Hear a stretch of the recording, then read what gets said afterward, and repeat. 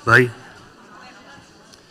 egunon, bueno, bizpairu hartxo, itzaldiarekin hasi aurretik, bat, Itanoren ikastaroa, ia bete da, bizpairu plaza gelditzen dira. 21-22 lagun daude apuntauta, 24 dira gehienez, beraz, norbait interesata baldin badau, lehenbailen izena eman. Aste honetan, filosofia ikastaroaren bigarren saioa daukagu, igual astuta egongo da norbait. Hilabeteko tartea dago itzaldien artean, da horregatik gogoratzen dute. Ostiral honetan, etxaluzen aurrekoan bezala, 40 lagunok, antxe daukagu itzordua Jon Mentxakatorrerekin. Eta goienatik, gaur goienakoak hemen daude gainera, pasatu digute gonbite bat, abenduaren batean, arratsaldeko 6:30, Bergarako seminarizioan, ekitaldi bat ingo dute euren 25 urteurrena ospatzeko. Gonbidatuak gaude, danok, nahi duzuenok, goiena weborrian sartu, tan izena eman behar da, izena eman, eta ikuskizun ekitaldi horretara joateko moduan gaude euren gonbideari esker. Beraz, abenduaren batean, arratsaldeko 6:30. Eta orain, Begoñak ingo du gaurko itzaldiaren aurkezpena. Egunon, ongi etorri danok. Gaur, 50. urteurrena, gureak erreferente Europan, itzaldiak ingatoz. Gureak esan da, hemen gu bizigaren ingurune honetan, danok ezagutzen dugu, ez? Gureak da ekimen bat atzegiren eskutik sortu zana, indala 50 urte, atzegi be uste dut ezagutzen dugula, Gipuzkoako desgaitasun intelektuala duten pertsonen familien elkartea da, eta euren eskutik, duela 50 urte sortu zan gureak, lan enpresa taldea, ekonomia soziala ero gizarte ekonomia deitzen den horren barruan, dagoen lan taldea, helburutzat duena, desgaitasunen bat daukaten personak, ez bakarrik intelektuala, beste donolako desgaitasunen bat daukaten personak, lan mundura, lan aukerak eskaintzia, eta modu horretan gizartean inklusioa lortzea. Gogoratuko duzue, hemen gaudet bat baino gehiago egon ginen oindala pare bat urte, okerrez banago 2023ko azaruan izan zen, bertan arrasaten ditugunez goienako tailerrak, egon ginen tailerra bizitatzen, eta bertan tailerra bizitatu eta bertakoekin hitz egin aurretik eukigen nolako itzalditxo bat, itzalditxo esaten dut, baina benetan mezu potentea jaso gendun eta ikututa lagatzen zaitxun hoietakoa izan zen, eta bertan islarixa gaur gure konbidatua, Aizpea Barros da bera, Aizpea Barros Garmendia, pasaitarra da, bera ikasketaz pedagogia ikasi zuen eta ezgaitasuna daukaten personen inklusioan aditua da, bere lanbide profesionala EITB-en hasi zuen, ikusgela programan bideoak egiten, hezkuntza sailarekin elkarlanean, hezkuntzan erabili daitezken bideoak, baina 2011 geroztik gureaken dabil lanean, hainbat ataletatik pasatu ondoren komunikazio atalean, kanpo komunikazioan, eta horretaz aparte, esan behar, idazlea beba dala, 2 novela dituela kaleratuta, azken aurten bertan, eta esan dugu moduan, oindala 2 urte berak eman zigun itzaldia, eta gaur ere pentsatu dugu alde batetik, gureak bezalako ekimen garrantzitsu batek 50 urte betetzea benetan ospatzekoa dela, lehenengo eta behin zorionak hemen lanean zaudeten guztioi, eta uste dugu rekonozimento bat merezi duela lan honek, eta ezagutzeko apur bat nolakoa izan den 50 urteko ibilbide hori, nondik norakoak ezagutzeko, etorri jaku gaur Aizpea, beraz nahi dozunean. Ondo, eskerrik asko Begoña, holako aurkezpenakin, ez dakit nola jongoan gaurko goiza, berak esan bezala, Aizpea Barros Garmendia dut izena, eta gureak lan egiten dut komunikazio teknikari gisa. Duela 2 aste, 50. urteurrenai bukaera eman genion, festa erraldoi batez. Irunen izan ginen, 3.100 pertsona, 3 pabelloiak hartuta, eta nola ez lana aldarrikatzen, baino festa giroan. Ze Begoñak esan bezala 50 urte ez dira errex betetzia. Eta olako helburua duen enpresa batentzako are gutxillo. Ze atzera joko bagenu, 70 hamarkadara jongo bagina, kontutan izan behar dugu, garai hartan desgaitasuna zuten pertsonek lana, hezkuntza eta gizartetik kanpo zeudela. Zer esanik ez, desgaitasun intelektuala zutenek, ezta? Baina 1975 urtean, Atzegi izeneko elkarte bateko guraso talde batek, ausardiaz erabaki bat hartu zuen. Euren senitartekoen gizarteratzeko enpresa bat sortzea. Orain iruditzen zaigu, erabaki egokia izan zala, zuzena, baino atzera joko bagenu, garai harta jungo bagina, bai, 70 hamarkadara, zaila zan pentsatzea, desgaitasuna zuten pertsonek lan egiteko gai zirenik. Ezta? Gainera, bai, nintzaigu barkatu, ez da konturatu.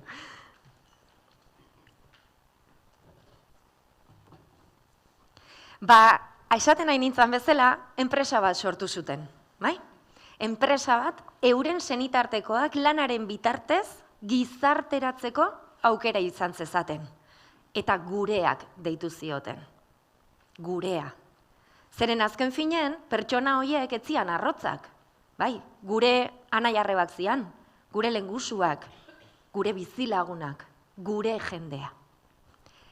Ulertzekoa zan, garai hartako guraso horiek kezka hori bizitzea eta sentitzea. Euren seme-alabek gizartetik kanpo zeudelako. Baino gainontzeko gizarteari, garai hartako gainontzeko gizarteari, ze axola zitzaion desgaitasuna zuten pertsonek. Ze azken finean, pentsatuko bagenu, ze suposatzen dute gizarte batean desgaitasuna duten pertsonek. Zati txiki badira, ez da? Bai?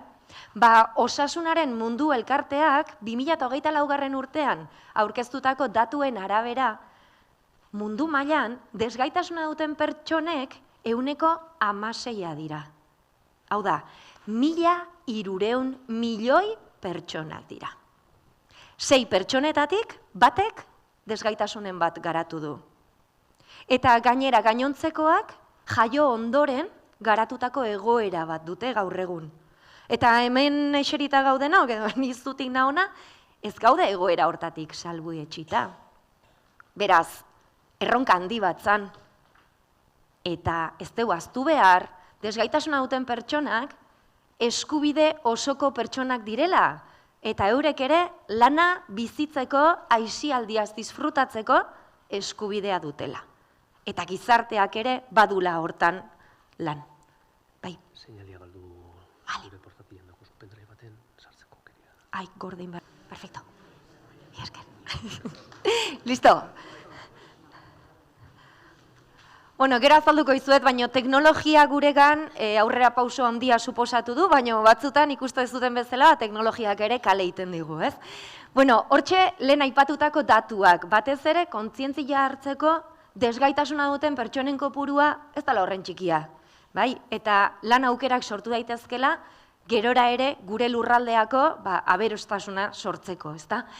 Esaten genuen bezala, 1.300 milioi pertsona dira, zorionez Euskadin, ze Euskal Herria esan behar nun, baina Frantzian ez da alagik gertatzen, Euskadin zortekoa gea eta gaina zonalde hontan poblazio aktiboa dira eta ia gehienak kontratatuta daude. Sanaet, aurrera pauso handiak eman dira 50 urte hauetan, ez? Baina 50 urte dira hasi ginela eta nola lortu zan hau. Helburu berdinarekin jarraitzen dugu lanean. Bai, dala, lan aukerak sortzea, sustatzea, kolektiboak gizarteratzeko aukera aukidezan.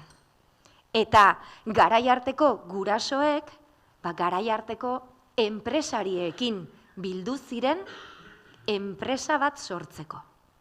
Eta hartutako aurrera pauso hori ausardiaz hartutako aurrera pauso hori iraultzailea izan zen. Ze sortu zuten enpresa pribatu bat izan zen. Bai? Lanean zentratu gera. Eta agian hemen zaudetenok askok esango ez dute, baino lana alda gizarteratzeko tresna bakarra. Ba, agian ez. Baina historikoki desgaitasuna duten pertsonek garrantzia ez zuten pertsonatzat hartuak izan dira. Zergatik, ba neurri handi batean ez zialako ekoizpen indartzat ikusten. Atzera joango bagina, historia aurrea joango bagina, Egiptora, Erromara, edota Erdi Aroara joango bagina, pertsonak hiritartzat hartze ziren, baldin eta gizarterako balio bat zuten. Beraz, desgaitasuna garatze zuten pertsonei funtzio sozial bat bilatu behar zitzaien. Eta funtzio hori ez bazan aurkitzen, akatu egiten zituzten. Hortik sortu ziren hainbat lanbide. Ezinduek egiteko lanbideak. Eta adibidez, Grezia garaian, txanponen benekotasuna bermatzeko itsuentzako lana bilakatu zen. Edo lemazainen lanpostua, fenizioentzako, pertsona txikientzako. Erdi Aroan adibidez, zeuden hainbat lanbide, oso estimatuak zianak, baloratuak, adibidez errementariena.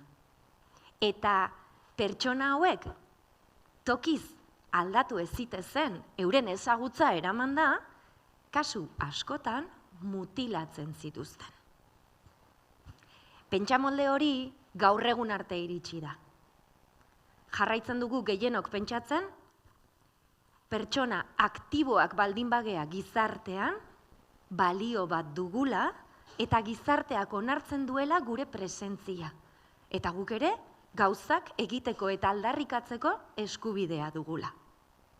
Egia da, azken urteotan, belaunaldi berriek zalantzan jartzen hasi diala lanaren balioa eta gizarteratzeko tresna bakarra izatea. Baina eskola zaharrekoak geanok, jarraitzen dugu pentsatzen, lana dala, azken finean, hiritartasun aktiboa eskaintzen diguen tresna. Hor jarri izkizuet, eredu pare batzuk, lemazainena, errementariana, txanpon ikuskatzailea edo parlamentaria. Parlamentari estimatuenak itsuak ziren. Entzuteko gaitasun ikaragarria zutelako. Gaur egun agian jobarko genuke, ikusita gure arlo parlamentarioa, bagian itxuen gana junbarko ginakea. Sortu ginen duela 50 urte. Helburu batekin, ze helbururekin? Desgaitasuna zuten eta bereziki desgaitasun intelektuala zuten eta Gipuzkoako lurraldean kokatutako pertsonentzako lan aukerak sortzeko eta sustatzeko. Lan aukera beti egokituak. Helburu berdinarekin jarraitzen dugu. Eta gaur egun 6.000 pertsona baino gehiago gara lanean. Plantillaren 83% edozein desgaitasun mota duten pertsonak dira. Umeak askotan jasotzen ditugu gure lantokietan, desgaitasunaren inguruan hitz egiteko, eta datu hau aurkezten detenean askotan iten diet olako tranpotxa bat. Eta esateiet, 83% desgaitasun mota duten pertsonak dira edo gara. Eta danako laiteue, nola da posible, beha idiguta esplikatzen, nola eukiko uberak desgaitasunen bat. Ta zalantza hori horra irian jartzia beti oso baliagarria egiten zaigu. Gipuzkoan sortu ginen, Gipuzkoan errotuta gaude, eta Gipuzkoarentzako lanean jarraitzen dugu. Eta Gipuzkoan sortuta, eta nik uste oin esango detena balio handia dakala lurralde hontan, toki hontan, erkialde hontan, Gipuzkoan sortu izana, etzan kasualitatea izan. 70. hamarkada garai konplikatua izan zen, gure lurralderako. Ez egonkortasun politikoa zegon, demokraziaren lehenengo pausoak ematen aizian, administrazio publikoek ez zuten olako proiektotan sinisten, ez zuten dirurik olako proiektotan inbertitzeko. Baina lurralde hontan beti egonda halako kultura asozianista, bai? Kolektiboa.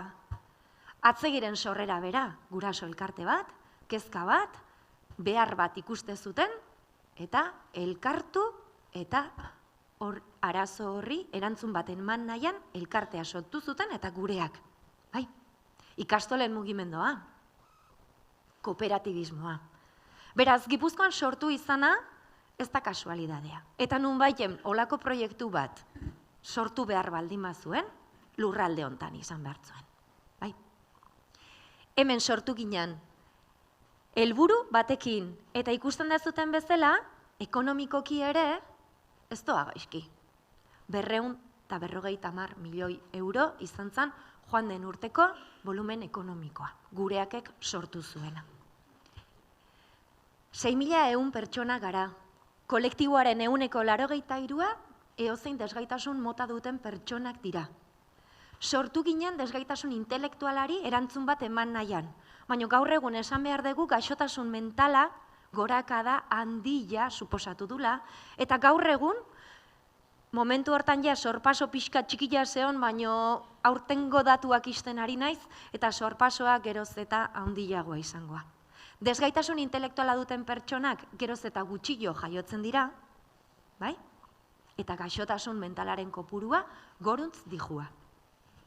Azterketa batzuk ere egin ditugu, gaixotasun mentalan kopurua goraka dijua, hori ezinbesteko bada. Baina egila da baita ere, gaixotasun mentala garatu duten pertsonek askok formakuntza dute, ezagutza bat dute, esperientzi laboral bat eduki dute.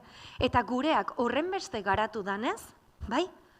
Eurek ikusten dute gureak izan daitekela toki bat non beraiek behaien ibilbide profesionala ere garatu eta gauzatu. 4 dibisiotan gaude banatuta. Gureak industrial, gure dibisio urdina, hor sortu ginen, nola ez. Gipuzkoako probintzia, 70. hamarkadan probintzi industrializatua zen. Eta sortu ginen enpresa handietatik oso gertu. Zertarako? Montaieko lantxo errex egiteko. Lehen Begoñak Aibiez komentatu digu, lehenengo tailerrak Bergaran bertan, irekizan lehenengoa, eskola azpian. Eta inguruko enpresei atea jo, eta zer egiteko gaigean aurkeztu, eta eurek hasi ziren guregan baita ere aposto handia egiten, eta guri lan errexak pasatzen. Gaur egun, zer dan gureak, ez dakaz zerrikusirik, hasierako horrekin, lanai dagokiona. Ez pertsonai arreta eta lurraldean dakagun loturari. Gustatuko litzaidake bideotxo bat jartzia, 42 segundo iraute ditu, baina nik uste ikusiko degula gaur egun zer dan gureak. Askok bisitatzeko aukera izan zenuten, zati txiki bat, Arrasateko tailerra, baina gureak hori baino askoz ere gehiago ere bada.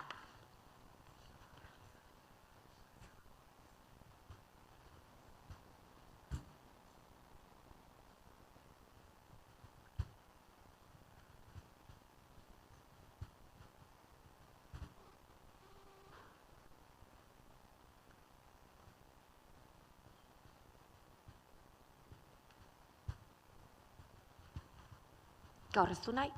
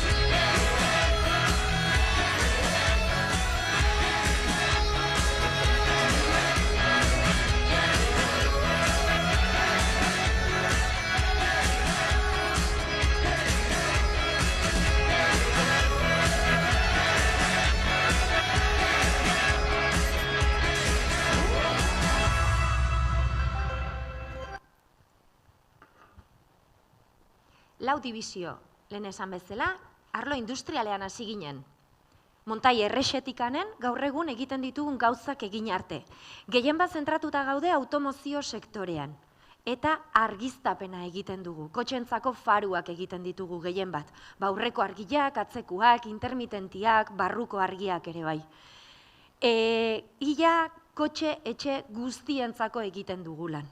Ez deu zuzenian kotxe etxeentzako lan egiten, baizik eta multinazionaletako. Baleo, Gela, Marelli, Led Lightning, mundu osoan gaur egun dauden kotxeek gureaken indako baten komponenteren bat daramate gaur egun.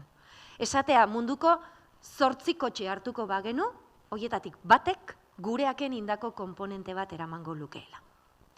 Automozio sektorean hasi ginen, kableatua garatzen, baino gerora ere dibertsifikatu ingara. Gaur egun adibidez, elebazio sektorean presentzia handia dugu. Igogailuentzako kabliak egiten ditugu, hainbat komponente egiten ditugu. Atiak irekitzeko eta zabaltzeko, luminarian ona saltzen den zepixuan gauden eta noruntz dijoan astensoria. Mantenuko kajak ere egiten ditugu. Norentzat, oronantzako, otisentzako, TKE bezalako enpresentzako. Luminaria ere, kanpoko luminariak egiten ditugu. Adibidez, futbol zelaitako argiztapena gureaken egin izan da. Eta umei datu batzuk emate izkilet eta asko gustatzen zaizkie, adibidez, Wanda Metropolitano, oin uste ez dakala izen hoi, baina Atletico de Madrileko futbol zelaiak gureaken indako argiztapena du. Baita ere, Sevillako Sánchez Pizjuán, edo Turineko, San Siroko futbol zelaiek gureaken egindako komponenteak dituzte. Argia, esan bateako. Airbusentzako lan egiten dugu. Hegazkin batean sartzen gehanean, lurra hartzerakoan edo airea hartzerakoan argi batzuk piste zaizkigu. Bai, hegazkin barruan, Airbusentzako egina baldin badaude, gureaken indakuak dira. Baita ere, energia berriztatzailean sartu gea sektore horretan. Hasieran ezagutu genuna, ikasi genuna, aplikatzen goaz beste hainbat sektorei. Gureaken arrakastatako bat da diversifikazioa. Eta zergatik sortu ziren horren beste dibizio? Pertsonak interes eta nahi ezberdinak ditugulako. Nik oraintxe galdetuko banizue zertan ibilizeate zuek lanian, danaketzeate gauza berian ibili, ezta? Desgaitasuna duten pertsonek eskubide berdina dute. Eta enpresaren ikuspuntutik ikusita, erderaz esatean bezala, no tener todos los huevos en la misma cesta, laguntzen digu sektoreren bat krisialdian dagoenean, besteak aukera ematen digu, oreka mantentzeko. Gureakeko aktibidade guztiak beti sortu dira behar bat zegoelako gizartean. Eta holaxe sortu zen gureak zerbitzuak dibizioa, 80. hamarkadan. Zergatik?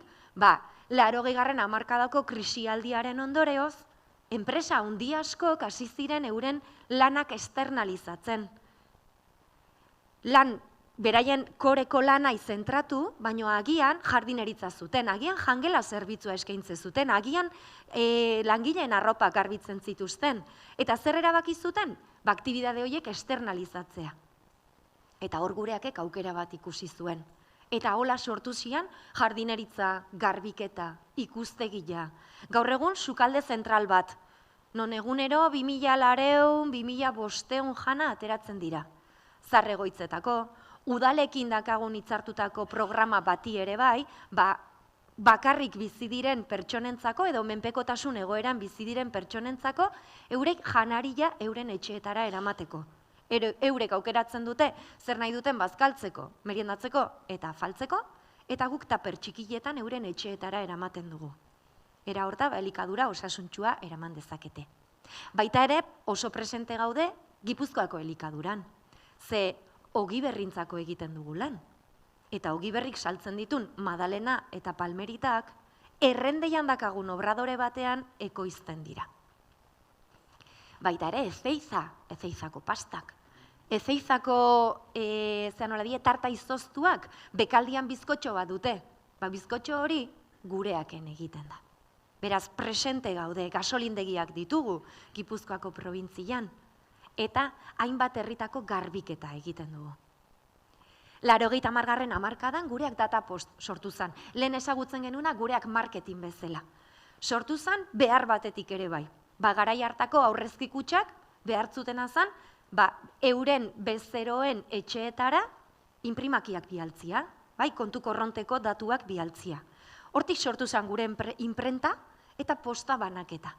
Baina gaur egun papera oso gutxi jasotzen dugu, geroz eta gutxio. Orduan horrek ere erronka bat suposatu du guretzako. Eta hor, papatian garatu behar izan ditugu, aktibidade ezberdinak. Adibidez, webguneen diseinuak, e-commerce, deitzen dana, denda onlineak, guk garatzen ditugu online, eta baita ere soporte hori eskaintze zaio Eusko Jaurlaritzak martxan jarritako proiektu baten bitartez. Baita ere adimen artifiziala entrenatzen hasi gara. Transkripzioak egiten ditugu. Hainbat eta hainbat epaitegiekin lan egiten dugu, eta epaiketetako audioak transkribitzen ditugu. Baita ere digitalizazioan. Ospitalak, adibidez, ospital askorentzako egiten dugu lan, bertan dauden radiografia, txosten, medikuk, danak paperian daudenak, eta biltegiak okupatzen dituztenak, guk digitalizatzen ditugu, odeira igotzen ditugu. Beraientzako erresago izateko, eozein hiritarran datuak medikuek aztertzeko. Baita ere, fidelizazio txartelak egiten ditugu. Adibidez, mugi txartela gureakek egiten du. Webgunea gureaken diseinatu zen.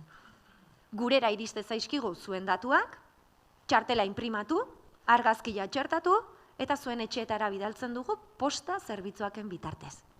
Arazoren bat duzuela txartelarekin? 3 bide ditugu reklamazioa iteko. Webgunean sartu, eta kontak zenterreko gure lankideak, kezka hori edo reklamazio hori atendituko dute. 2 telefonoz dei hori gure lankideek hartuko dute ere bai. Ez bakarrik mugi txartelantzako, Buelineko reklamazioak, Naturgas, Iberdrolako, kezkak eta deiak desgaitasuna duten pertsonek hartu eta kudeatzen dituzte. Eta adimen artifiziala aipatu dizuedala, interesgarria da, edo bitxia behintzat, sartu gean azkenengo proiektua. Murtziako enpresa batekin hasi gea lanean, eta negutegian marrubiak ikuskatzen ditugu. Kamarak entrenatzen ditugu, kamarak jakin dezan, ze momentuan marrubi hori egoki dago jasotzeko edo ez. Eta holako lan aukera asko sortzen ari dira.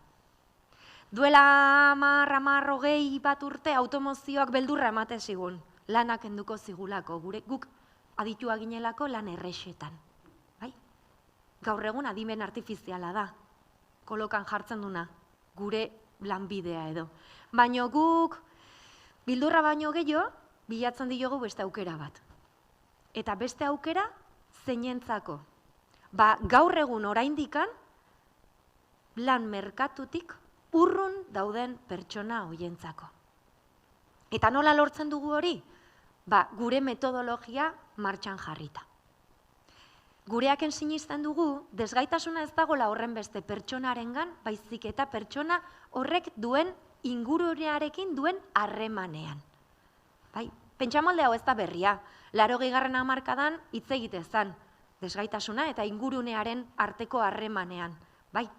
Orduan, premisa hori aintzat hartutza, esan genezake ingurunea egokitzen baldin badugu, desgaitasuna desagertzear legoke.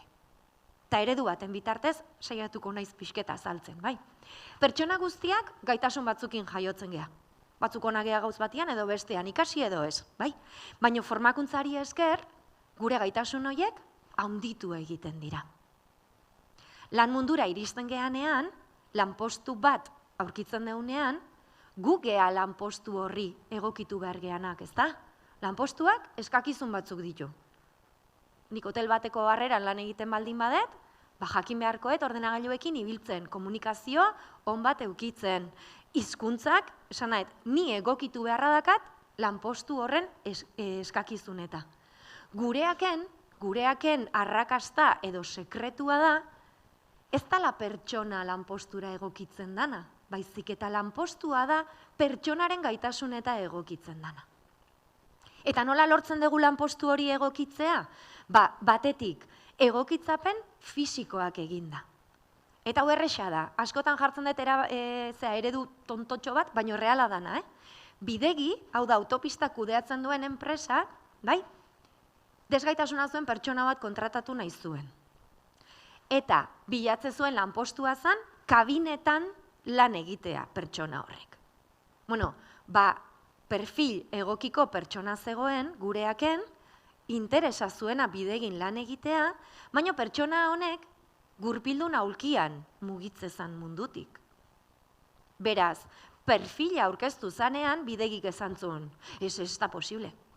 Pertsona honek ezin du hemen lan egin. Eta galdetuko zute, zeatik, etzan abila kontukin, zintzun jendearekin hitz egin? Ez, fisikoki, ezintzan kabinan sartu. Pertsona horrek lan egiteko behartzuen gauza bakarra zen rampa bat. Hoi egokitzapen fisiko bada. Gauza berdina gertatu daiteke adibidez, ikusmen arazoak dituen pertsona batentzako. Eske ordenagailua, eske enpresan ditugun ordenagailuak, tamaina hontakoak dira, eta pertsona ez da gai pantaila ikusteko. Ez ditugu tresnak, gizakiak ez ditu tresnak asmatu pantaila gaunditzeko, letrak bereizteko. Agian ez du ikusten, baina entzun bai, eta berdin lan egin dezake. Grezian, itxuek, txamponen benekotasuna bermatzeko pertsona egokiak baldin baziren, gaur egun ezin dute, ditugun baliabide guzti hauekin, guk garatutakoak gainea, duintasunez lanpostu bat, egon, Beraz, egokitzapen fisikoak. Lanaren antolaketa. Egia da, desgaitasuna duten pertsonentzako egokilena dana, tarea batzuk non oso mugatuta ditugu, ze tareak egin behar dian, eta gainera ordutegi zehatz batean egiten baldin bada, pertsona horri segurtasuna emateio. Eta egunez egun, sentituko asko seguruago egiten dituen tarea horietan, espezializazioa lortu arte. Lanpostuaren ingurunean egokitzapenen inguruan hitz egin dugu. Izan daitezke egokitzapen fisikoak. Baita ere izan daitezke tresnak. Bagenun lankide bat, langunean lan egiten zuena, baina bere ilusioa zala supermerkatu batian lan egitea. Hau da, gureaketik kanpo lan egitea. Pertsona horrentzako lan aukera bat bilatu zen. Irungo supermerkatu batean. Gure lankide honek kotxe istripu bat eduki zuen, eta kotxe istripu honen ondorioz bere gertuko memoria galdu egin zuen. Beraz, bere eguneroko tareak aurrera eman alizateko zailtasun handiak zituen. Eman dezagun, arrautzak reponitu behar zituen baldan. Zeintzu dira nik aurrera eramateko pausoak? Galdu egite zituen pauso batzuk. Biltegira nihua, eta biltegira iristeakoan galduta. Ostra, nun daude arrautzak? Baina arrautzak topatuta, zeintzuk hartu behar nituen? Baliabide errex bat hartu genuen, mobil bat. Bere mobilean aplikazio bat garatu zen. Aplikazio horren bitartez, Joxerra, bere izena Joxerra dalako, mobila hartze zuen, arrautzak reponitu, eta pausoz pauso, argazki errealekin bere lantokian hartutako argazki errealen bitartez, beak lehenengo pausa biltegira jun, biltegian argazki jakin. Biltegian nagola, biltegian nago. Okei, urrengo pausoa, apal haueta jun behar dut. Urrengo pausoa, datak kontutan auki behar ditut, ze arrautzak atera behar ditun. 3, dendara jun. 4, non jarri. 5, lana bukatuta. Gizakiak tresna ugari sortu ditugu gure bizitza errazteko. Baliabide horiek existitzen dira. Erabiltzen baldin baditugu lanpostuak egokitzeko, gureaketik kanpo aukera gehiago sortzeko aukera izango genuke. Baina falta zaigu gauz bat oso garrantzitsua ere bai. Eta egokitzapenen barruan ere markatzen duguna. Eta da, ingurua, pertsona hoi, egongo dan, inguru hoi, pertsonarengan sinistea. Eta pertsonaren gaitasunetan sinistea. Ze askotan pertsonaren enpoderazioa ez dator horren beste pertsonak indako lanaren bitartez, baizik eta inguruan jasoko duen erantzunaren bitartez. Nik sinisten baldin badet eta konfiantza baldin badakat pertsona honengan, Agian apoio gehiago edo gutxillo beharko du. Hasiera batean oso gainean egon beharko dut. Baina behin tareak ikasita, nik sinisten baldin badet, bera tarea horiek gai egiteko gai izango dala, eta aukera hori ematen baldin badiot, autonomoki lan egin dezan, pertsona handitu ingoa. Eta hori oso garrantzitsua da. Orduan, sensibilizazioa, guk egiten ditugun sensibilizazio kanpainak tailerrian lanpostutan, enpresatan oso garrantzitsuak dira. Lehen, aipatu ditugunean, divisioak gorria aztu dut, baina utzi dut orain azaltzeko nik uste errexo ulertuko ez dutelako, bai? Gure laugarren divisioa gureak itinerari, gure bolita gorria. Gureaken bizkarrezurra da. Eta zergatik esaten dut bizkarrezurra? Pertsonarengan zentratzen dalako. Pertsona ezagutzen duen departamentua bertan dago, orientazio departamentua. Pertsonaren nahiak, desioak, gaitasunak eta formakuntza prestatzeko pertsona horrentzako individualizazioaren bitartez, pertsona horrentzako formakuntza ibilbidek preparatzen dira. Pertsona horrentzako. Eta pertsonak aukera izango du gure 3 divisiotan lan egitea. Departamentu horretan formakuntza, trebakuntza eta orientazioko departamentuaz gain, merkatu arrunteko departamentua ere badago. Ze desgaitasuna duten pertsona guztiek ez dute zertan gureaken lan egin behar, batzuk inguruko enpresetan lan egin nahi dute. Eta departamentu hoi ibiltzea komertzial lana egiten. Inguruko enpresei aurkezten, bai, eurek ere euki dezaketela desgaitasuna duten pertsona bat. Eta azalduta, enpresa handiek, eurek euki behar dituztela. Ze, duela ja, 40 bat urte, errex esatea, baino duela 40 bat urte, LGDA, lismia garai hartan, bai, mentzionatutako lismioi existitze zan. Lismiak esaten zuen edo jasotze zuena zan, 50 langile baino gehiago zuen enpresa batek, bere plantillaren 2% desgaitasuna zuten pertsonez osatuta egon behartzula. Baino legeak hala jaso ere, salbuespen ere bazeuden, salbuespen batzuk ere bazeuden. Beraiek ez bazian gai ikusten desgaitasuna zuten pertsonak, bai? Euren enpresetan jasotzeko, egin zezaketena zan, desgaitasunari lotutako enpresak, hau da, enplegu bereziko enpresa kontratatu, adibidez, euren bulegoak garbitzeko. Edo euren jardinak apaintzeko. Edo euren arropak, uniformeak garbitzeko. Era horta, ez zuten beraien enpresatan pertsonak euki behar, baina sentitze ziren, haizu gizarterako iziala zerbait egiten. Bai? Beste salbuespen bat izan zitekeen, donazio bat egitea. Enplegu bereziko zentrota donazio bat egin ondorioz, egin ondoren hobesan da, ez zuten zertan beraiengan pertsonak hartu bihar. Bueno, gureakek duela ja 12 bat urte erabaki bat hartu zuen. Eta erabaki hori izan zen, ez ditugula donazioak jasotzen.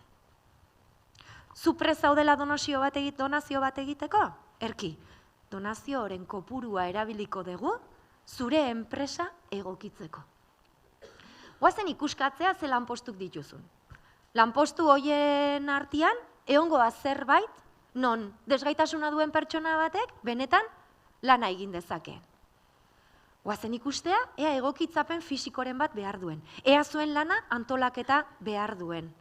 Ezagutu dezagun, zenolako lankideak izango dituen gure lankide hoi horrek, eta egin dezagun formakuntza, sensibilizazio kanpaina edo eskatzen duena. Eta goazen ematea pertsona horri aukera bat. Lan aukera bat. Gipuzkoan gaude kokatuta. Gipuzkoan sortu ginen eta Gipuzkoan jarraitzen dugu. Hori bai, Araban eta Nafarroan ere 2 egoitza ireki ditugu. Gure produktuen bitartez edo, 20 herrialde ezberdinetan gaude. Batez ere, arlo industrialian ekoizten ditugun gauzen bitartez. Eta baita ere Mexikon badugu planta bat.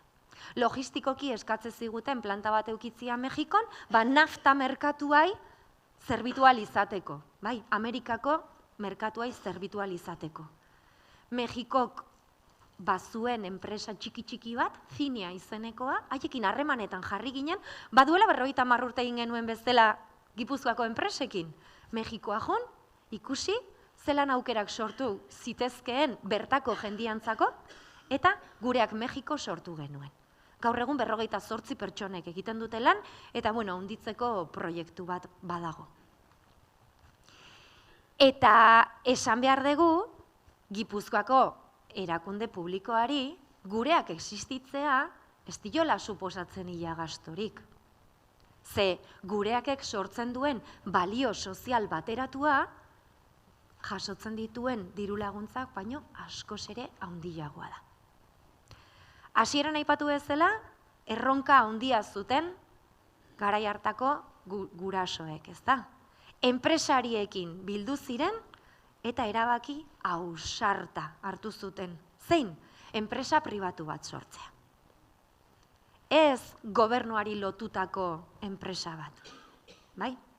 Ez karitatearen menpe biziko zan enpresa bat. Baizik eta enpresa pribatu, jasangarri eta lehiakorra. 20 herrialdetan gaude. Eta enpresa horiek ez gaituzte kontratatzen euren RSC-a lantzeko. Kasu gehienetan ez dakite bukaerako enpresa horiek, hau da, produktu bat sortzen dugu. Esan dezagun, sortzen degula kortesiako argia Porsche batentzako. Errealitate bada, Donostian egiten dugu. Portxek ez daki zeini erosi dion komponente hori. Ze azkenian da, Magda, dala, multinazional bat, Porsche, bai, suministratzen diona. Beraz, Porsche ez da bere RSC-a lantzen. Ez gaitu kontratatzen, ez dakit, atsegina gehalako, garai batean esatezana, irribarre bat jartzen degulako Gipuzkoako gizartian, ez. Kontratatzen gaituzte, batetik, prezio ezin hobea dakaulako, ez gaitezen erotu, prezioa eta kalidadea. Berak markatutako kalitate arauak betetzen ditugulako, baldintzak, betetzen ditugulako. Bai? Orduan, enpresa pribatu bat geanez, guk zergak pagatzen ditugu. Baina horrean jun baino lehenua, guazen jasotzea ze diru laguntza jasotzen ditugun. Ze gureaken badaude hainbat San Benito, eta errealitate dira, Batetik, diru laguntza publikoaz, ez dakit nola esan, beteta gaudela, josila gaudela. Bale, diru laguntza jasotzen ditugu, noski baietz, adibidez, lanbidetik, lehengurtian 32 milioi euro jaso genitun, diru laguntzetan. Zertan? Legeak egoki garatu moduan, desgaitasuna duten pertsonen laneratzerako sustatzen diran diru laguntzak dira. Lanbidekoak esate baterako formakuntzarako, pertsonak formatzeko gaur egungo lan merkaturako, 32 milioi euro. Desgaitasuna duten pertsonak kontratatzen baldin badituzu, bai? Gizarte segurantza ordaintziaz exento zaude. Baina ez gureak bakarrik, edozein enpresa. Beraz, gizarte seguridadeko bonifikazioak, lehengurtekoak kontutan eukiko bagenitu, 25 milioi eurotaz hitz egiten nagia. Ia 26, bai? 25, 640. Gero, gureaken ez da bakarrikanen lan erregimenean lan egiten duten pertsonek, baizik eta baita ere, lan mundutik urrun dauden pertsona horiek atenditzen ditugu. Gipuzkoako foru aldundiarekin sinatutako hitzarmen baten bitartez.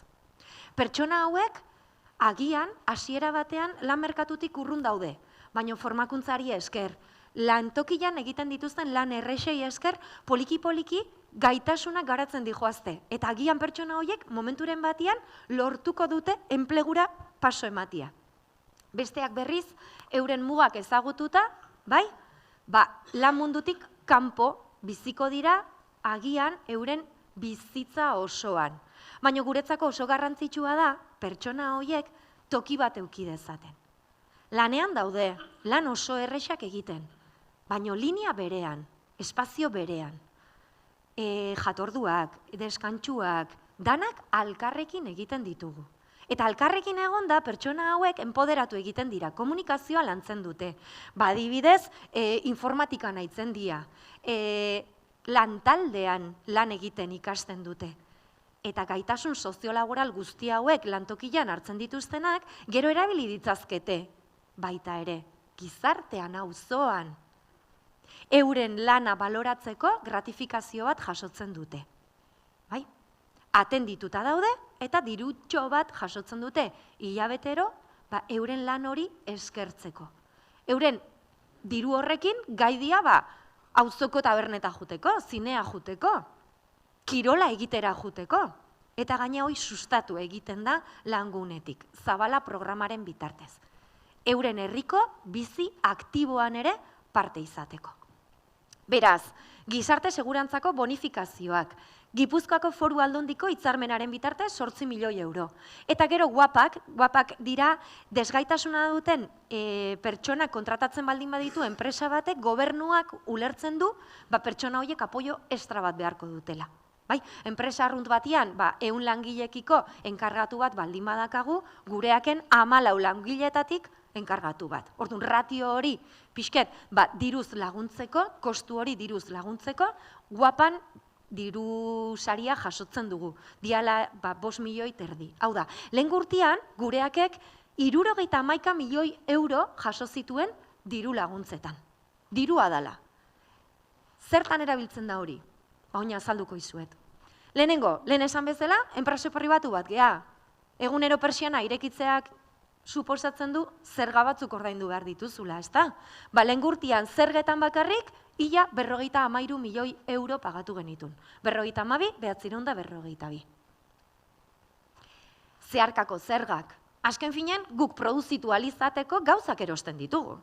Eta gure inguruko hornitzaileek euren zergak pagatzen dituzte, guk erosten dizkiegulako gauzak guk ekoizteko. Eta hortan suposatu zuten 30 milioi euro. Ordezkatutako laguntzak. Estatuak ulertzen du, desgaitasun portzentai altua baldin badezu, etzeala lanerako gai. Beraz, eskaintzen dizuna da diru laguntza bat. Pensio no kontributibo bat, deitzen dana. Ordezkatutako laguntza bat. Ze gertatzen da? Zuk lana egiten baldin badezu, diru laguntza hori ez dezula jasotzen. Beraz, gureaken lanpostuak egokituta daudelako, pertsonaiek aukerak dituzte laneako. Eta gobernuak aurreztu egin du diru hori, ez du ordaindu behar izan. Familiei produkzio jarduera sortzea. Hemen baldin badago desgaitasun intelektuala duen pertsonaren baten senitartekoa edo, eta pertsona honek mugak edo dependentzi maila altua baldin badu, jakingo du oso zaila dela uztartzea lana eta familia. Konziliazioa hor oso zaila da. Gureak bezalako enpresa bat existitzen dalako pertsona honek badaka nora jun. Beraz, gu ama, guraso, modun aukera dakagu lanea juteko.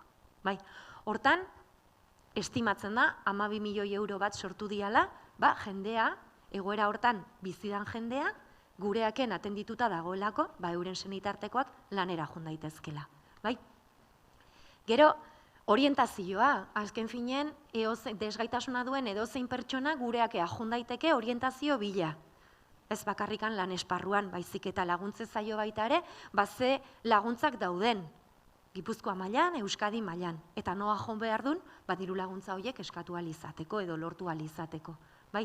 Eta gerora, lehen urtean, 100 lanpostu berri sortu genitun, eta horren portzentai bate hor jasotzen da. Beraz, 71 milioi euro jasotzen ditugu diru laguntzetan, baino, eta hau ez da guk asmatutako zerbait, baizik eta hainbat unibertsiadek sortutako lana baten bitartez, ulertzen da, gure balio soziala 130 milioi eurokoa dela. Beraz, jasotzen dugun euro bakoitzeko, 2 itzultze izkiogu Gipuzkoako probintziai.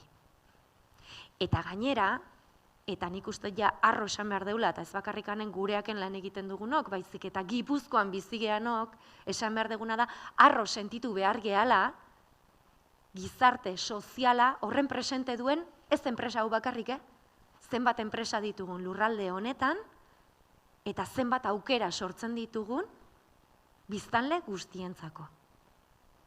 Eta esan beharra dago, gureaken arrakasta ez datorrela guk egiten dugun lanai esker soilik. Sarean egiten dugu lan. Katalunia jungo bagina, adibidez, Katalunian zerbitzu okupazionalean dauden pertsonek ezin dute enpresa pribatu batean egon. Hau da, Euskadi mailan baita ere, legeak sortzen dira eta garatzen dira, guri lana errazteko. Gure bidean ere bide lagun dira. Inguruko enpresak jarraitzen dute guregan sinisten. Geroz eta gehiago inguruko enpresentzako egiten dugu lan. Orona, Kaf, Orkli, jarraitzen dute, hasiera batean gurekin hasi ziren eta hor jarraitzen dute gurekin lanean. Baita ere, beste hainbat erakunde. Atzegi bera hortik sortu ginen eta atzegi beti hordakagu guri laguntzeko prest. Baina baita ere, Gurutze Gorria, Agifes, Osasun Mentaleko zentroen sarea. Gure sekretua azken finean da sarean lan egitea. Eta hori oso ondo funtzionatzea hemen Gipuzkoan. Nik lankide bat ikusten baldin badet, adibidez, gaixotasun mentala duen lankideren bat ikusten baldin badet, deskonpentsatzen ari dela, telefono hartu, bai? Eta Osasun Mentaleko zentruko bere referentea beste aldean dakat. Aizu, Igor deskonpentsatzen ari da. Guazen hitz egitea Igor bizidan pixukoekin. Nola ikusten dezute Igor? Eta horrek azkenian lortzen duna da, pertsona lanean jarraitu ahal izatea, saiesten du ingreso bat, eta ja ikusten baldin badegu, hotz ikuspuntut batetik, pertsona horrek produzitzen jarraitzen du. Bai, ekoizpen indartzat ikusten dugu. Eta hiritar aktiboa izaten jarraitzen du. Ahaztu gabe, danok ditugula eskubide berberak. Ze askotan pentsatzen dute, ze lan polita egiten dezuten. Ez da karidadea.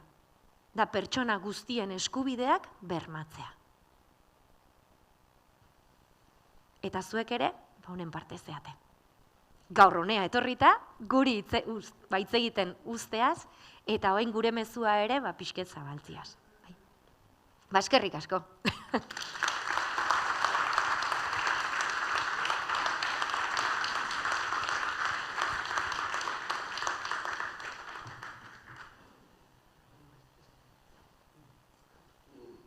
Asko zuri, aizpea, bueno, ia, galderarik, ero komentariorik, ero...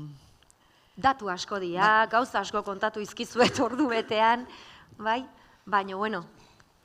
Aizpea, eskerrik asko, oso interesantia. Irakurri dugu hor, zuk bialdutako sinopsi horretan, Europan erreferentea dala. Ez duzu horretaz ezer esan, Bai. Konparaketa batian zer dago Europan hau bezalakoa, edo ez dago ezer, edo zergati da erreferente Europan? Nik gureak lanean hasi nintzanean, ni formakuntza eta innovazio departamentuan hasi nintzen, bai. Eta orduan, gu ginen Europara juten ginenak erreferente bila. Badaude hainbat enpresa, badibes Suedian, Alemanian, badaude hainbat enpresa guretzako erreferenteak izan dianak. Zertan erreferente, bazken finen, euren potere ekonomikoan zentratzen baldin bagea. Bai, zen mugitze zuten, zen nolako enpresekin lan egite zuten, eta nola tratatze zuten pertsonek, eta ze formakuntza proiektuak zituzten. Oso interesgarriak zialako. Hortik ideia asko hartu genitun, eta gurera ekarri genitun. Baina ze gertatze zen, guk herrialde horieta juten ginenean, eta sakonki ezagutzen genitunean modelo horiek konturatzen ginean, enpresa guzti horiek edo gobernuaren parte zian, edo diru laguntza ikaragarria jasotze zituzten. Gureak azkenen funtzionatzen du, produzitzen duenangatik.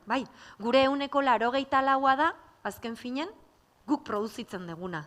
Eta beste 16% da, jasotzen ditugun diru laguntzak.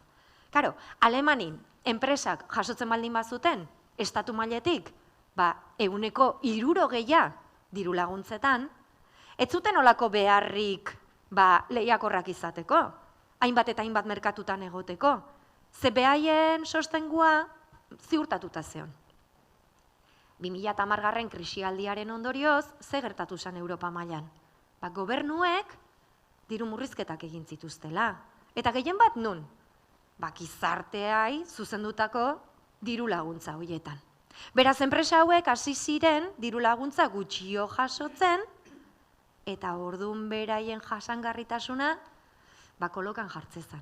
Eta orduan hasi ginen mundu osoko, eta ez bakarrian Europako, mundu osoko pertsona eta erakundeen eta elkarteen bisitak jasotzen. Esate zutelako. Baina zuek nola lortu ez zute horren diru laguntza gutxi jasota olako volumena manejatzea? Gure egokitzapenak emateu zerbait benetan oso txumea da. Eta logikan oinarritutako metodologia bada, baina ez da toki guztietan implantatzen. Eta oin ulertuko jazue. Zenbat jasotzen dugun etxean, bankuetatik, erakunde publikoetatik, eskutitzak ezin ditugunak ulertu. Erabiltzen dutelako, hizkuntza oso landua. Zergatikan ez dugu dana egiten irakurketa errezean? Behar duena, behar duelako. Eta guretzako ere bai, errestasun badalako. Gureaken, gure modeloa oinarritzen da individualizazioan. Gureakera iristen da pertsona bat, pertsona ezagutu egiten da, bere naia eta interesen arabera lan toki bat bilatze zaio, baino jarraipen bat egite zaio. Pertsonak markatzen ditu urtean, 2 urtetik behin, ze helburuk lortu nahi dituen. Eta helburu horiek lortzeko bidian laguntzen diogu. Formakuntza dela, eman dezagun, arlo industrialean hasi dela lanean. Baina gero, jardineritzan aritu nahi dula. Agian formakuntza behar du. Formakuntza eskainiko diogu. Lanbidek diru laguntza hori eskaintzen digu. Goazen diru laguntza hori erabiltzea. Modeloa gea baita ere, sarean lan egiten dugulako. Eta gure gobernuak albideretzen digulako formakuntza, trebakuntza, transizioak egitera, bueltatzia atzea, beste hainbat gobernu ez dute hori eskaintzen. Orduan, onera datoz gure modeloaz ezagutzera, baino gehien bat jakiteko nola demontre lortzen dugun, ekonomia ez egonkor hontan, oraindikanen etekinak lortzea. Gero baita ere, esan beharra dago, gureakek lortzen dituen etekinak ez direla banatzen. Berrin bertitzen dira. Agian pabelloiak berrituin behar dira. Agian formakuntza berezi bat egin behar da. Agian makinaria berria erosi behar da, laguntza premia handia dituzten pertsonek lanean jarraitu alizateko. Agian irakurtzen eta idazten ez dakitenek, sobre imprimaketa eta kartak tolestu, sobretan sartu eta bidali alizateko. Makina badakagu, makina gure bitartez, gure ordez irakurtzen duena, eta orduan pertsona hau lan hortan haitu daiteke. Beraz, zaila daola labur bilduta, baino azken finen gehien bat hori da. Lehen diru laguntzaz bizi ziren, eta orduan proiektu ikaragarri politak eta erakargarriak altzituztela garatu, gaur egun, eta edanak ikusten dugu hori, diru laguntza horiek ez dijoazte olako proiektutako, eta jakin behar deu, guretzako ere oso erronka handia da, merkatua, zerbituin behar dugu, gure bezeroi zerbituin behar dugu, baina pertsonak baztertuta utzi gabe, eta askotan ahaztu ite zaigu, eta guretzako erronka handia da. Eta atzegik laguntzen digu hortan. Bale, jasangarriak esan behar dugu, zerbitu behar ditugu, geroz eta bezero gehiago lortu behar ditugu, atiak irekita mantentzeko, baina ez ahaztu norentzako egiten dugu lan. Eta gure bezero nagusia ez da magna, eta desgaitasuna duen pertsona. Eta hori ez dugu ahaztu behar. Zeinentzako egiten dugu lan. Oso ondo. Nik dakatamen beste, pertsona bat gaur ezin izan duena etorri, bere familian daukate ezgaitasun intelektuala daukan pertsona bat, eta berake egindako galdera, hitz egin duzu honi buruz, baina berak esaten du, orain dela 50 urte paradigma aldaketa bat egun zan Gipuzkoan desgaitasuna daukaten pertsonak lan mundura sartzeko, eta berak esaten du, ez dakite galdera dan, ero interpelatzen gaituen danok gizarte moduan, orain aldaketa bat eman daiteke, eta inkluso egoeran lana lantegin normaletan bultzatzea, esaten du dala berarentzat, urrengo erronka, bai, eta batez ere gu gauden eremu honetan gure ez dakit buke insignia, esango genuke kooperatibak direla, ez beti arrotasunez esaten dugun hori, bere galdera da hori, kooperatiba munduak, bere ustez paradigma aldaketa berri honen lehenengo lerroan egon beharko lukena, ez dakit, ia nola ikusten duzuen, ia ze erantzun jasoten duzuen mundu horretatik edo... Bai, guretzako erronka handia da. Duela 50 urte erronka zan lan munduan sartzea, hori erronka handia izan zan, enpresa bereziak sortu genitun, o sortu zitun, bai, gureak garai hartan, eta orain dakagun urrengo erronka da lan merkatua arrunta. Bai, askotan esaten da, enpresa normaletan, gure enpresa normala da. Enpresa baldin bazu azte, goizeko 8 hasten da, bakoitza bere lanpostua dijua, deskantxuak, bazkaia, jarraitzen dugu lanean, kalitate baldintza batzuk bete behar ditugu, produkzio baldintza, esan nahet, funtzionatzeu enpresa arrunt bat bezala. Agian deigarria da, sartze zehala eta egokitzapen asko daudela, ikusten direla. Bai, eta agian beste enpresetan ez dago hori. Baino egia da, eta hau azkenian familiak ere aldatu egin dira. Eta hori nik ez dut hasieran ezagutu, baina nire lankideak urtiak daramatzatenak gureaken esaten dute, garae hartako senideek kontentu zeuden bakarrikanen ikusita euren seme-alabak superkontentu zijoaztela gureakea. Zerta? Zuten ez da galdetzen. Bai? Igor, superkontentu etortzea etxea horrekin nahikoa. Gaur egungo familiek, ordea, beraientzako hau ez da nahiko. Jakin nahi dute, zerta nahi dian euren seme-alabak. Zelan merkatuan ibiltzen dira, ze aukerak euki ditzazketen gureaketik kanpo. Eta hortan lanean jarraitzen dugu. Lan aukerak bilatzen inguruko enpresetan. Legeak laguntzen digu, baina ez gaitu horren beste laguntzen salbuespenak onartzen baldin baditu. Horra adibidez, Eusko Jaurlaritzarekin burubelarri gaude lanean. Duela 40 urte agian funtzionatzen zuen. Eta lege horren bitartez, jendea lortu izan zan lan merkatu arruntian lanean aritzea. Baina ez zegoen nolako eskakizunik. Gaur egun berriz, eskakizun hori existitzen da. Eta eskakizun horri erantzun bat eman behar zaio. Batetik, Eusko Jaurlaritzak saiatu behar du beste legek sortzen. Bide hori ahalbideratuko duenak. Bestetik, enpresetan jarraitu behar dugu lanean. Nola? Sensibilizazio kanpainak direla. Ate irekiak eginda, gurera etorri, gu ezagutu kolektiboa.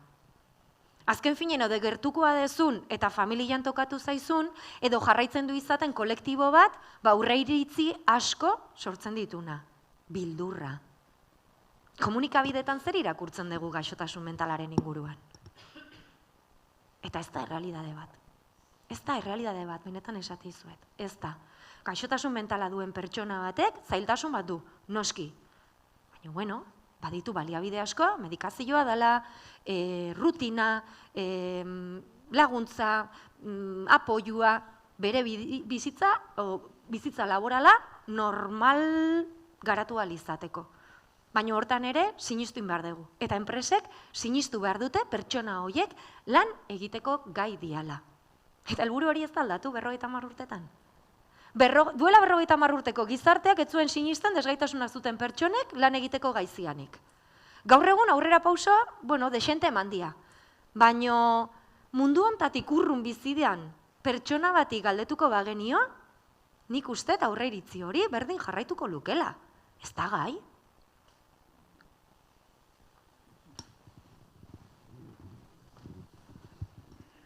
Aipatu dituzu 6.000 euro langilero, ditula gureakek. Debagoienan zenbat? Gutxi gora bera, ero Arrasaten edo mengo herrietan? Bai, Arrasateko langunean 210 langile daude. Bergaran gutxi gora bera antzeko zerbait egongo da, 200 piko. Eibarren ere 253. Eta gero hori arlo industrialean, languneetan. Ze adibidez, Debagoienan, jardineritzan, garbiketan, posta banaketan, bendineko makinak, zer gehiago dakagu, ikustegiak, labanderiak ere, bai, zar egoitzetan, hemen hainbateko zar egoitzetan, labanderi txikiak ere gureakek kudeatzen ditu.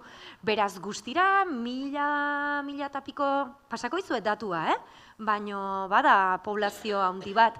Eta garai batean, gaur egun ez dakit, baino duela 5 bat urte esatezan, desgaitasuna duten pertsonen populazio 100% lanean zegoela debagoienan. Eta hori bai dela, arrotasunez esateko zerbait. Zeni oharso aldeakoa naiz, eta bidasoa oharso aldean horroa indikanen lan handia egin behar dugu. Orduan, zorionak, zuei dagokizuenen. Eta ze baldintza laboraletan? Konbenio bat daukate, ze kobratzen dute, hori baldintza duina dia, edo zein...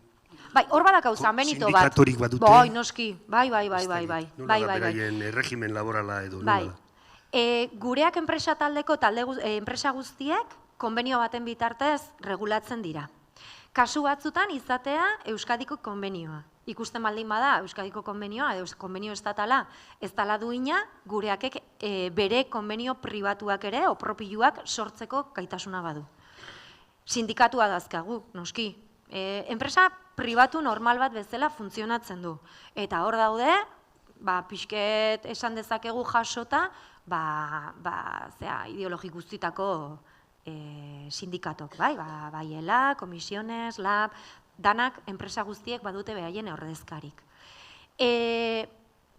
Kategori laboral ezberdinak daude, zure lanan arabera, ze lanak burutzen dituzun, kategori laboral batean zauden edo besten. Hori bai, gauza bat esango izuet, gure soldatak ez die soldata altuak. Nik nire ibilbide profesionala ETB-en lan egin nun, eta argita garbi esan dezaket, duela 16 urte kobratzen una, ez dala gaur egun kobratzen detena. Baina baita ere, nire helburua eta nire... nik soldata duin bat dakat, bizitzeko duina. Ez marabila bat, baina duina bai. Baina nik gureaken lan egiten baldin badet, ez da bakarrikanen jasotzen dudan soldataren gatik, baizik eta zenolako helburua duen lan egiten dudan enpresa, eta ze jasotzen dut nik ordainean. Deitze zaiona gaur egun salario emozionala, ez? Nik nire lanaren bitartez zer lortzen dut. Eta nire lanaren bitartez sortzen baldin badet, o laguntzen baldin badet, gure gizartea askoz justuagoa izaten, ordainduta sentitzen naiz. Baina egitea da, hortan ere, lanean jarraitzen dugula. Soldatak ez dira oso altuak, bizitza duin bat egiteko, baina urtero, oain hasigea, urrengo urteko konbenioa negoziatzen. Eta hor, langile guztik errepresentatuta daude sindikatoetan, eta geobehaiek, zuzendaritzakin dituzte beraien bilerak, ez? Gaur egungo desira handi bat, gure gizartean, da funtzionarioa izatea. Ze aukera dute hauek funtzionario izateko? Kontuan hartuta, funtzio publikoan sartzeko dauden legeak oso restriktiboa diala, esan edot, konkurrentzia publika egun behar da, merituaren arabera ingresatu behar da, hor badaude muga handi batzuk, ez da? Zela enfokatzen duzu gai hori? Bai, duela 10 urte hasi ginen hortan lanean. Zelen aipatu bezala, lehengo lismia gaur elegea dana, hau da, 50 langile baino gehiago dituen enpresa batek, bere plantillaren 2% desgaitasuna duten pertsonez osatuta egon behar dela, lehenengo enpresa etzuena hoi betetzen zeintzan, publikoa. Zergatik? Ez, guk jartzen ditugu, zuk esan bezala, zuk enpresa publiko batean lan egin ahal izateko, oposaketa bat egiten duzu. Baina desgaitasun intelektuala duten pertsonek ez dira oposaketa hoietan parte hartzeko gai. Zergatik, edukia ez dagoelako egokituta.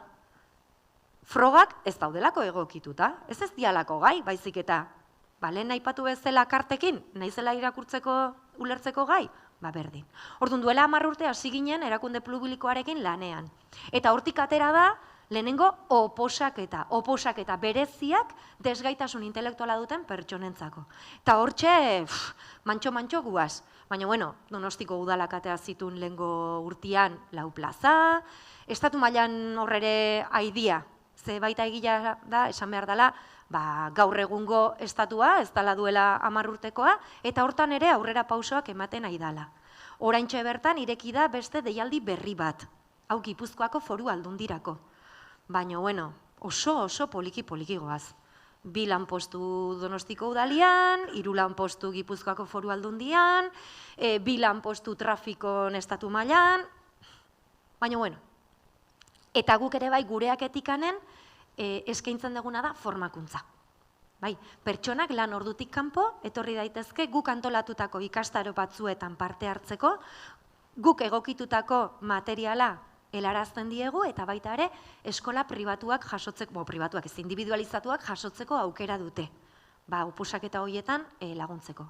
Baita ere laguntzen diegu oposaketa horiek, ba adibidez Madrilen egiten baldin badira, ba laguntzen diegu fisikoki gugoaz, nire 3 lankidek trenez Madrila dijoazte, hotelean gaua pasatzen dute, azterketa egiten dute, bazkaldu erki eta buelta etxea.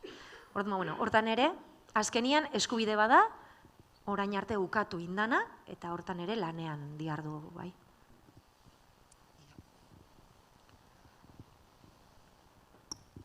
Bai, lehenengo eskerrik asko, azalpenagatik eta egiten duzuen lanagatik. Begira, esan duzu inguruak importantzia daukala, kasu hauetan, ezta? Eta bestiok pertsona hauekiko ditugun espektatibak, ezta? Azken urte hauetan, hasi da erabiltzen beste termino bat, desgaitasuna baino aniztasun funtzionala, ezta? Galdera da, ea pentsatzen duzun hizkuntzak garrantzia daukala hontan, importantea dala, edo anekdota besterik ez dan. Bai, eskerrik asko. Eskerrik asko. Bia, nik komunikazio departamentuan egiten dut lan. Eta nire lehenengo borroka, nire lankideekin da hitzaren garrantzia, terminoen garrantzia. Orain, gure artean dakau adibidez, erronka handi bat, komunikazio departamentuan. Lamoi, ¿qué moi? Mano de obra indirecta. ¿Qué mano de obra indirecta? Claro, ez dugu esango, lehentzan profesionalak. Profesionalak eta besteak. Barkatu, kabliak enkliketatzen dituna profesionala da. Bere esparruan, bere profesionala da. Ez? Orduan, ja profesionalak eta besteak baztertu deu. Oin dago, mano de obra directa y mano de obra indirecta. Ze gaudela, 20. hamarkadan? Ez. Langileak gera. Batzuk izango dira, bideratzaileak, bai, laguntzen diotelako pertsona honi bere helburua lortzen, bai? Baina danok langileak gira. Jende asko gehatzen da flipatuta, esan dezaket, nik adibidez, desgaitasun intelektuala duen pertsona bat, o batetaz hitz egiten detenian, esatetenian nire lankidea da. Nik esaten, nire lankidea Aitor, eta azten dira pertsatzen. Aitor, komunikazio departamentuan? Ez. Nun, formatzaileen artean? Ez, Aitor nire lankidea. Orduan. Baita ere, legeak ere aurrera pauso handia eman du. Ja ezin dugu hitz egin de disminuido. Hitz hori desagertzea baita ere garrantzitsua da. Azkenian, guk esaten duguna, egiten dugunaren isla da. Eta nik, pertsona hontaz hitz egiterakoan, hitz egiten baldin bade, de disminuido, ni baino gutxio dalako. Ala sentitzen du dalako. Bai? Orduan, desgaitasun hitza eta gero baita ere, komplemento bat dalako. Nik esaten baldin badet, Aitor, desgaitasun intelektuala duena, desgaitasun intelektuala da, begi urdinak izango balitu bezala. Bera Aitor da pertsona nortasun batekin, eta gero gehigarri badaka. Eta gehigarria da desgaitasuna duela. Hitz egiten baldin badet, esta persona con discapacidad, ez da berdinake este disminuido. Disminuido osatzen dulako pertsona bea. Oraintzuk esan bezala, desgaitasunetik jungera aniztasun funtzionalea. Beste aurrera pauso bada. Egia da, nire inguruan ez direla eroso sentitzen termino horrekin. Hau da, desgaitasuna duten pertsonak ez direla identifikatuta sentitzen, aniztasun funtzional horrekin. Ze horra azkenian, hor dago ja borroka bat, hor kolektibo asko sartzen dialako. Eta orduan, kolektibo asko sartzen baldin badira, nire erronka eta nire borroka, igual gutxietua gelditzen da. Orduan, ze aniztasun funtzional hortan sartu daitezke, dislexia duten pertsonak. Eta ez duten nik dudan beharra. Edo bai, ez dakit. Horre, egia da, lehenengo urtiak diala. eta hasiera batian bai, nola sentitzen ginen ezer oso desgaitasunaz hitz egiten genunean, nik uste orain ere ez gehala eroso sentitzen aniztasun funtzionalaz hitz egiten dugunean. Esateutelako, desgaitasun intelektuala hortik kanpo gehatuko litzakelako. Baina, bueno, hori ja beste zea bada. Ikusiko da, hemendik 10 urteta, zer dakan prevalentzia, ez? Zer erabiltzen den gehiago. A ber, besterik. Bueno, hor datuetan ikusi dugunaren arabera, gureakiko langileriaren, ez dakite uneko 15, 17, olakoren bat, da, erosarete jentea, desgaitasun gabeko jentea. Ze perfiletako jentea izaten zarete eta kosta egiten da jentea zuengana erakartzea profesionalak, zuengana... A ber, kostatzea, argi eta garbi itzaingoet, kostatzea, gure soldatak ez dialako marabila bat. Orduan, karo, eta Gipuzkoa mailan dazkago enpresa batzuk, bai? KAF, Indra, Orona, bai? Hoiek, eskaintzen dutena azken finen, soldatan arabera, guk eskaintzen duguna, baino asko zere handiagoa da. Orduan, zen nolako perfila bilatzen da? Gizarte perfila daken pertsona bat. Pertsona implikatu bat, pertsona bat nordakan nolako interes gizarte aldatzeko, eta prest dagona horren soldata altua ez jasotzia, baina beren araren bitartez proiektu hau albediretzea. Ze gertatzen zaigu baita ere? Oso gaztek iristen zaizkigula, adibidez, unibertsiadea amaituta, praktikak egitera datoz, ikusten dute goi mailako enpresekin lan egiten dutela, azken finean multinazionalekin egiten dugu lan. Orduan, beraiek aukera dute proiektuak aurrea eramateko, garatzeko, eta ezagutza handia jasotzen dute, eta baina ezagutza guzti hori dutela barruan, zeiteu kafek! Tok-tok! Eta hor dakagu, nola hitz zaio, fuga de cerebros. Baina gero nire jefe hoia izan dakua gaur egun dela innovazio berrikuntzako zuzendaria esateu, baina gero hor kanpun hotzan di jaiteu, Eta 16 ordu egin behar da lan, eta orduan arlo ekonomikoak garrantzi handia du, eta 10 urte hor kanpuan egon ondoren, gero bueltatu nahi dute. Eta guretzako, azepagotxa. Ze, gurean ikasitakoa, gehi kanpuan ikasitakoa, gurera ekartzen dute berriro. Gaitzerdi. Baina sufritzen dugu, aste honetan bertan, bilankide, juntzaizkigu, bai. Bi altxor, bai. Bueno. Bai, oso ondo, oso interesgarria. Nola neurtzen duzue edo neurtzen duzuen EPK motivazioa, satisfazioa ongizate arloan langileena? Bueno, egia da, prebentzioko arloko departamendua buru belarri biltzen dela, adibidez, azterketa psikosozialak egiten, urtero, pixkan neurtzeko.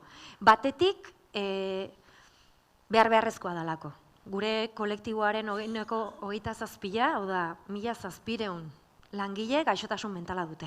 Eta guretzako oso garrantzitsua da ikustea, ze momentuan dagoen pertsona, ze askenian, goazen notzean hitz egitea, krak egiten baldin badute, linea asko geldirik gelditzen dialako, eta ezin degulako zerbitu.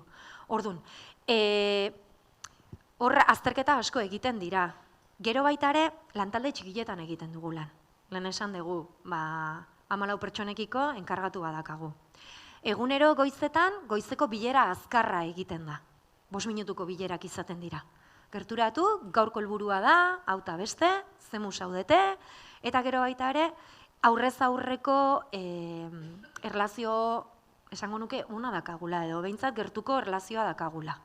Pertsonak ezagutzen ditugu, euren familiarrak ezagutzen ditugu, baita ere, pertsona hauek atenditzen dituzten erakundeak ere bai, sare lana importantea da, eta gertuko harremana ere bai.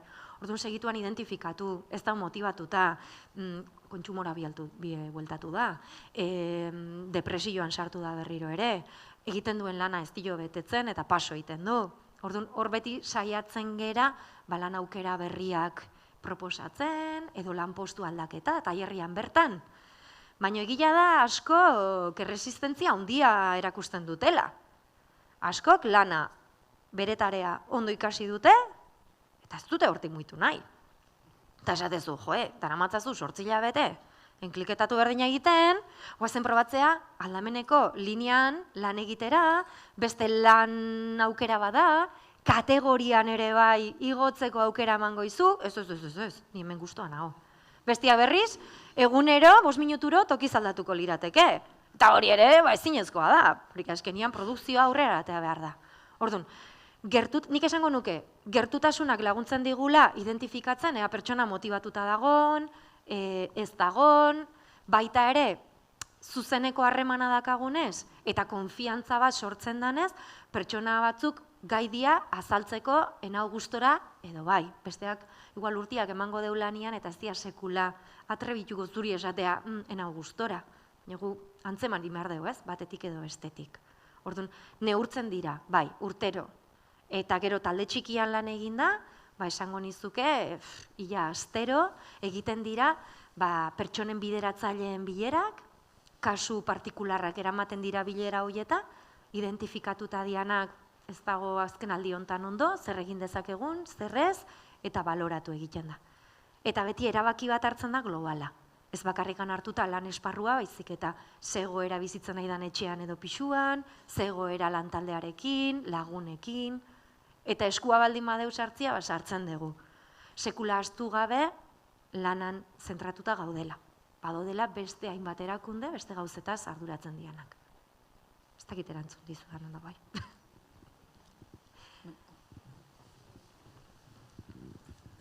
Igual, amaitzeko esan nahi dute, egia da ez duela aizpeak asko kobratzen, gaur ez digu ezer kobratu, balde etorri da. Baina oparitxo bat ingo digu, Hemen Baiarako produktotxo batzuk eta emango dizkigu, eta Bernardo Atxagak idaztako azkenengo liburuaren liburuzka bat ere bai. Zondo, eskertze izot. Lantaldian, konpartituko. Bueno, ez dakit, ez badako beste galderarik, badukazu zuk zerbait gehiago esateko, ero azken mesuren bat, ero... Bueno, eskerrak ematea, ze placer bada, holako tokileta etortzia, eta holako jendiakin egotea. Holako interesa sustatu badu gureak, eskertzekoa da baita ere. Eta esan arro sentitu behartzeatela, ze zuek azken finen, 70. hamarkadan, zuek buru belarri lanean, zineten pertsonak zeatela, eta zuen lana eta zuen enpresei esker, gureak sortu zen eta gureak bizirik jarraitzen duela. Así que, mila esker zuei ere, bai. Eskerrik asko zeuri. Eskerrik asko, Goitze Mari.